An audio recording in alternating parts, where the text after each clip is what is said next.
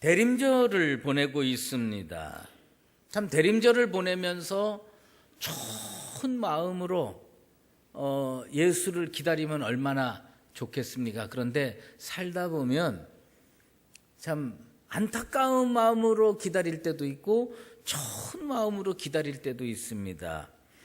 지금 우리 민족은, 우리나라는 거친 역사의 경랑을 헤쳐나가고 있습니다.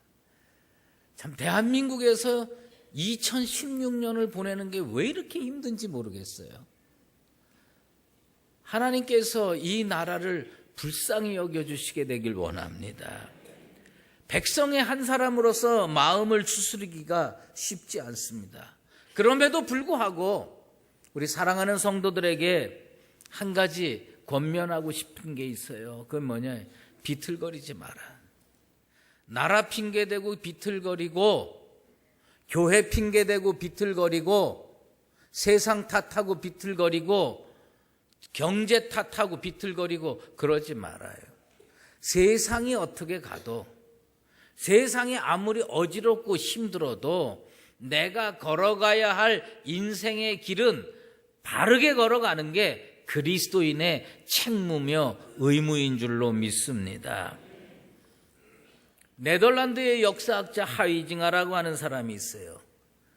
인간의 삶을 이상적으로 좋게 만드는 데는 세 가지 길이 있답니다. 세 가지 길이 있는데 첫 번째 길은 뭐냐면 이 세상 너무 혼탁하고 더럽고 고난이고 힘들다. 그러니까 그냥 차라리 소망을 버리고 사는 길이 아주 맘 편한 길이다. 이렇게 얘기하는 첫 번째 길이 있습니다.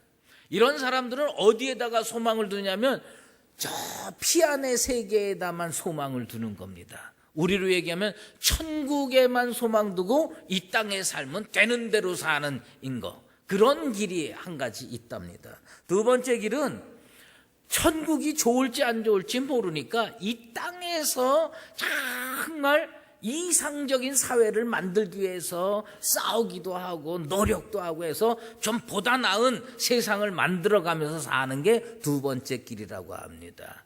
이 사람들은 소망이 저 천국에는 없고 어디에만 있느냐? 이 땅에만 있다는 겁니다. 하지만 세 번째 길이 있다는 거예요. 그 세 번째 길은 뭐냐? 물론 우리가 저 천국을 향해서 가야 되지만 우리가 사는 이 땅에서 그리스도인의 책임이 있고 그리스도인의 의무가 있는데 그것은 내가 사는 세상을 천국을 맛보게 하는 거예요. 천국을 맛보게 하기 위해서 이 땅을 조금 더 나은 세상으로 만들기 위해서 노력하고 기도하고 협력하고 참여하는 것. 이런 삶이 세 번째 길이라고 이야기하고 있습니다. 여러분들은 어떤 길을 선택하면서 살아가고 있습니까? 우리가요, 세상에 아무 문제 없이만 살면 얼마나 좋겠습니까? 그러나 그렇지 않습니다. 세상은요, 항상 문제가 있게 되어 있어요. 항상 그것도 매우 어려운 문제들이 우리 주변에 많이 있게 되어 있습니다. 인간이 만든 건축물 중에 가장 큰 건축물이면서 그러면서 가장 뚫기 어려운 건축물이 있답니다. 그게 뭐냐면 만리장성이래요. 만리장성 그냥 6,000km, 7,000km 장성을 쌓았어요. 진시황이 쌓았대죠. 근데 그 만리장성도요 3번 뚫렸답니다.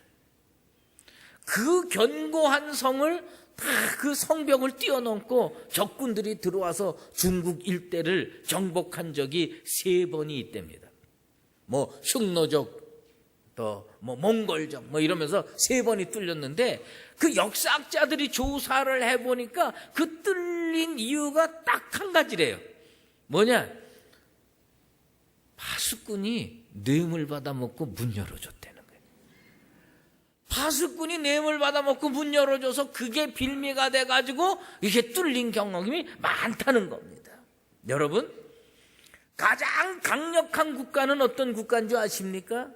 거기에 철조망 쫙 해놓고 자주포 만들어 놓고 미사일 만들어 놓고 그래야 그게 강력한 국가냐. 물론 강력한 국가의 중요한 요소이긴 하겠죠. 하지만 제일 강력한 국가는 뭐냐면 백성이 한 마음으로 뭉치는 것. 백성이 한 마음으로 뭉칠 때 강한 국가가 될 수가 있다는 겁니다. 그러면 동일한 원리가 교회에도 적용될 수가 있어요. 강력한 교회는 어떤 교회냐? 하나님의 백성들이 한 성령 안에서, 한 믿음 안에서 한 마음으로 전진할 때 그 교회가 가장 강력한 교회가 될 줄로 믿습니다. 우리의 발걸음이 거침없는 발걸음이 되고 당당한 발걸음이 되기 위해선 우리는 먼저 뭘 해야 되냐? 강력한 교회를 만들어야 돼. 무슨 막 힘이 센 그런 교회가 아니라 신앙으로 똘똘 뭉치고 믿음으로 똘똘 뭉쳐서 하나된 교회를 만들 때 원수마귀가 일절 틈타지 않는 복된 교회가 될 줄로 믿습니다. 그래서 초대교회가 얼마나 어려운지 아세요? 우리는 초대교회가 이상적인 교회로 생각을 하는데 초대교회는 어떤 교회냐? 물론 이상적인 교회인데 어려움을 극복하고 거침없이 간 교회다. 그래서 오늘 이 유다서는 사도 유다가 썼는데 이 사도 유다가 예수님의 동생이잖아요. 그 유다가 이 서신을 썼는데 뭐라고 하면서 썼느냐? 그리스도인은 세상에 곤고가 있고 박해가 있고 어려움이 있지만 당당하게 걸어가야 된다. 거침없이 걸어가야 된다. 난 우리 교회가 당당하고 거침없이 걸어가게 되기를 소망합니다. 그러기 위해서는 세 가지를 갖춰야 된다고 그래. 세 가지. 첫 번째는 뭐냐? 믿음 위에 자기를 건축하라요.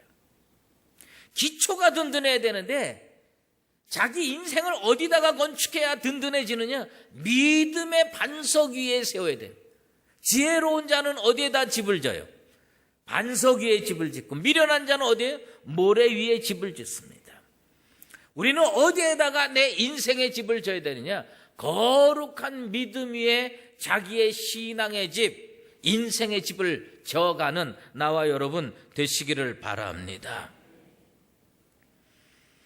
그 믿음 위에 건축한다고 하는 것이 참 쉽지 않은 일입니다.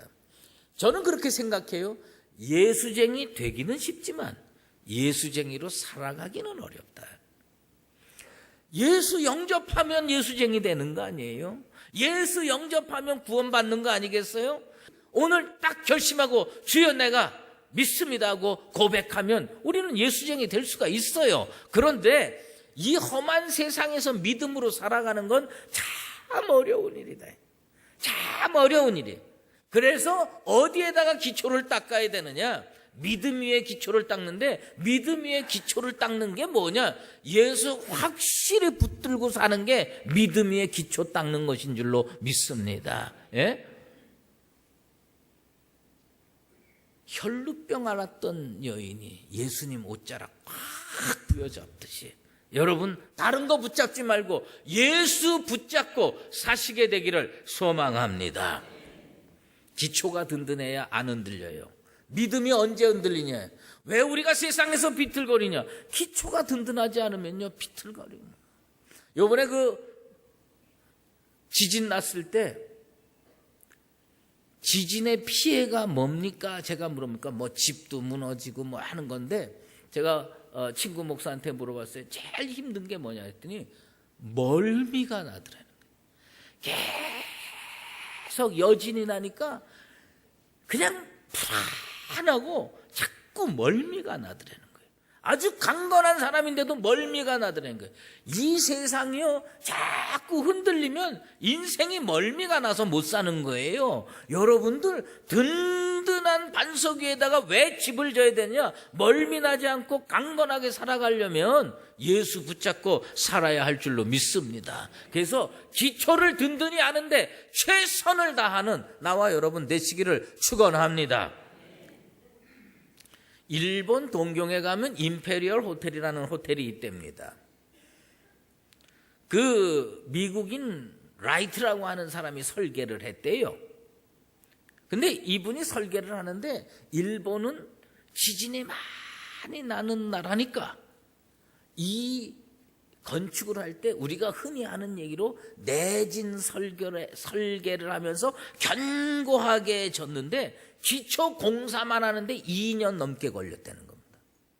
호텔 하나 짓는데 보통 6, 7개월 기초 공사하고 1년 하면 되는데 이 사람은 2년 동안 기초 공사를 했다는 겁니다. 그리고 나서 나머지 건물을 짓는 데는 2년밖에 안 걸렸답니다. 근데 그 임페리얼 호텔이 지어지고 나서 그 후에 수많은 지진이 있는데 52년 후에 아주 큰 대지진이 동경에 또 있었다는 겁니다. 근데 그 52년 만에 대지진이 났는데 다른 건물들은 다 성냥갑처럼 무너졌대요. 다른 건물들은 다 파괴되고요. 그냥 형편없어졌어요. 그런데 이 임페리얼 호텔만 폐허 위에 든든하게 섰다는 겁니다. 왜 그렇게 설 수 있었느냐? 기초가 든든했다. 기초가 든든했다. 여러분의 신앙의 기초가 든든해지기를 축원합니다. 세상이 혼탁하고 어렵고 힘들고 경제가 나쁘고 정치가 어지럽고 이런 데서도 견고한 믿음을 견지할 수 있으려면 뭐냐? 예수 확실히 붙잡고 믿음이 견고할 때에 그 인생은 흔들리지 않는 축복의 인생이 될 줄로 믿습니다. 두 번째로 유다 사도가 우리에게 권면한 게 있어요. 어떻게 해야 견고해지느냐? 성령으로 기도하라는 거예요. 성령으로 기도하라. 세상에 살면서요 거침없이 살려면 내면의 능력이 있어야 돼. 사람이 자신감이 없으면요 어디 가서 사람 구실하기가 어렵습니다. 이 안에 단단한 자신감이 있어야 되는데 그 자신감이 어디서 오느냐? 뭐 할 수 있다? 뭐 그것도 좋겠죠. 하지만 무엇보다도 내 속에 예수 그리스도가 자정해 있으면 그건 뭐냐? 흔들리지 않는 거예요. 흔들리지 않는 그 사람이 계속 흔들리지 않고 살려면 뭐냐? 능력을 공급받아야 되는 거예요. 그 능력이 어디서 공급되느냐? 기도로 공급되는 겁니다. 교회는요, 사실 뭐냐? 교회는요, 영적으로 놓고 보면 주유소예요. 일주일에 한 번 오시고, 수요에 오시고, 그래서 그 다음에 금요기도에 오셔서, 이 기름을 공급받는 겁니다. 기름을 쭉 공급받는 거예요. 그렇지 않으면 이게 나가서 흔들리게 되세요. 이 기름이 다 빠지면요 전진할 수가 없습니다. 제가 한 번은 어떤 성도한테 선물을 하나 받았는데 뭘 받았냐면 만년필을 선물을 하나 받았어요. 그 만년필이 그 몽블랑 만년필이라는 거를 사주더라고요. 그래서 그 선물을 받았어요. 그 몽블랑 만년필이 그 괜찮더라고요. 근데 이분이요, 그 몽블랑 만년필을 선물해 주면서 잉크도 같이 줬어요. 근데 잉크병이 하나가 있더라고. 잉크 하나를 해서 줬어요. 근데 제가 그 만년필을 언제까지 사용했냐면 그 잉크병에 잉크가 떨어질 때까지만 사용을 했어요. 그리고 다음에 잉크를 사러 가야지 머릿속으로만 생각을 하는데 뭐 바쁘다 보니까 뭐 잉크를 사러 갈 뭐 여유도 없고 뭐 그래요. 그래가지고 요즘에 그 만년필, 그 좋은 만년필이 책상 서랍 속에 있습니다. 왜? 잉크가 없으니까 제 아무리 좋은 만년필도 쓸 수가 없는 거예요. 그리스도인이 세상에 나가서 원수 마귀와 대적해서 싸우려면 뭘 공급받아야 되느냐? 능력을 공급받아야 돼요. 능력을 공급받아야 되는데 그 능력이 어디서 오느냐? 기도를 통해서 오는 겁니다. 나는 세상에 난 능력 있는 사람이에요. 그거는 세상적인 측면에서 능력이지만 원수 마귀와의 영적인 싸움에서 능력이 있으려면 기도해야 됩니다. 내가 바라건대 우리 강북제일교회 성도들은 진짜 열심히 기도하게 되길 바랍니다. 그 기도를 통해서 성령을 받으셔가지고 그 성령을 가지고 세상에 나가서 살 땐 정말 당당하게 살 수 있다는 겁니다. 잉크가 없으면 만년필 쓸 수 없고요. 차가 없으면 차가 굴러가질 않아요. 제가 금요일에 잠깐 예화를 들었지만 어떤 분은 제가 잘 아는 분이에요. 그분은 차를 몰고 다니는데 기름을 그 연료 탱크에서 이렇게 게이지가 있는데 반 이하에 채워 갖고 다닌대. 꼭 반 이하로 채워. 그래서 제가 물어봤어요. 왜 그렇게 반 이하로 채워 갖고 다니냐 그랬더니 이게 꽉 채우면은 이게 무거워 가지고 기름을 더 많이 쓴대요. 그래 가지고 반 이하로. 근데 문제는 뭐냐면 제가 그분 차를 탈 때마다 노란불이 깜빡깜빡 들어. 난 불안해서 견딜 수가 없어. 아니 이게 좀 기름을 꽉 채워갖고 안심하고 다니면 얼마나 좋아요? 이거는 그냥 늘 반 이하로 넣었다가 그 다음에 뭐 조금만 가면 뭐 불 들어오면요. 제가 거기서 그런 생각을 많이 합니다. 이거 나보러 기름 넣어달라는 얘기인가? 그런 생각이 많이 들어. 아주 그냥 뭐 금방 노란불 들어옵니다. 그런데 자동차는 기름값을 아끼기 위해서 반 이하로 기름 넣어가지고 다니는 거 그거 괜찮은 일이라고 생각을 해요. 하지만 인생은 영적 연료를 꽉꽉 채워서 다니는 우리 강북제일교회 성도 되길 바랍니다. 어딜 다녀도 기름이 넉넉해야 안심하고 다닐 수 있는 것처럼 성령 충만함을 받아서 원수 마귀와 붙어서 싸워도 항상 승리할 수 있는 나와 여러분 되시기를 주의 이름으로 축원합니다. 세 번째로 뭘 해야 되느냐? 거침없이 살려면요, 자기를 지켜야 되는 겁니다. 자기를 견고하게 지켜야 되는 겁니다. 유다 사도가요, 이 유다서 1장 한 장밖에 없는 2장에서 1절에 뭐라고 그러냐면 자기는 뭐냐? 그리스도인은 뭐냐? 지키심을 받는 자를. 여러분이요, 세상에 나가서 자기를 지킬 수 있는 능력이 어디서 뭐냐? 하나님이 붙들어 주실 겁니다. 하나님이 견고하게 붙들어 주실 거예요. 그래서 우리 하나님이 왜 견고하게 지켜주시느냐? 1절에 보면 뭐냐? 예수 그리스도를 위하여 지키심을 받는다는 거예요. 예수 그리스도를 위해서 여러분 하나님이 꼭 붙들어 주시게 될 줄로 믿습니다. 살다 보면요, 쓰러질 때가 있어요. 살다 보면요, 돌부리에 걸려 넘어질 때가 있습니다. 저는 한번 어떤 권사님하고 신방을 갔어요. 신방을 이렇게 가는데 이분이 거의 70 정도 되신 권사님이셨는데 같이 가다가 이렇게 보니까 저기 이렇게 돌이 이렇게 요만큼 튀어나왔더라고. 그래서 내가 이거를 그 짧은 순간이지만 그 권사님한테 저기 돌뿌리가 요만큼 나왔네, 요거 얘기를 해줄까 말까 망설이는데 벌써 걸려가지고 꽈당하고 앞으로 넘어지더라고요. 근데 나이 드신 분이 제일 문제가 넘어지는 겁니다. 젊은 사람들은 그런 돌뿌리에 걸리면요, 어떻게 넘어지는지 잘 안 넘어집니다. 몇 발자국 해가지고 다시 몸을 추스려서 이렇게 세우는데 이분은 그 돌뿌리에 딱 꺼졌는데 요렇게 그대로 꽉 넘어지더라고요. 그러니까 이거를 한 발 더 내딛고 피하고 이렇게 할 수가 없는 거예요. 우리가 살다 보면 그렇게 넘어질 수가 있는 겁니다. 그런데 하나님께서 시편 37편에 뭐라고 했느냐?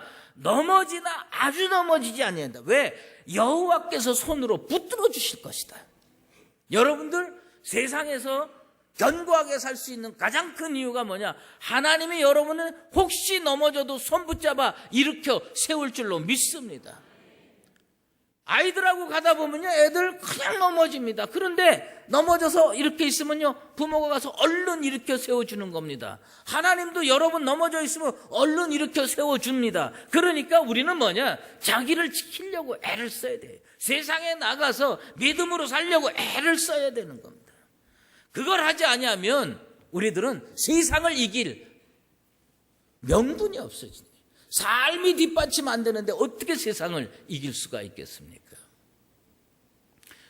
유대인들은요, 태명을 뭘로 짓느냐? 우리는 뭐 태명을